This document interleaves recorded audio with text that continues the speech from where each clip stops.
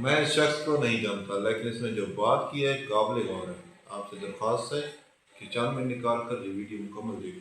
آپ کی یہ خاتون برقعے میں ہے، دشمن کو کیا تکلیف ہے مجھے بتائیں اس سے؟ اگر آپ کہتے ہیں کہ پردہ کر لو تو مجھے بتائیں دشمن کو تکلیف ہونی چاہیے؟ آپ تو اپنی عورتوں کو کہہ رہے ہیں نا، اسے کوئی تکلیف ہونی چاہیے؟ لیکن ہے کیوں ہے؟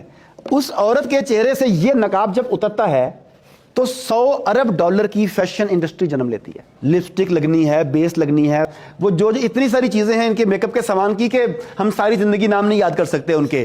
اچھا، وہ سب کی ضرورت کب پڑنی ہے؟ جب نقاب اترنا ہے۔ آپ کہتے ہیں کہ برقع پہن لے یا وہ عبایا آج کل چلی ہوئی ہیں عبایا لے لے، دشمن کو کیا پرابلم ہے؟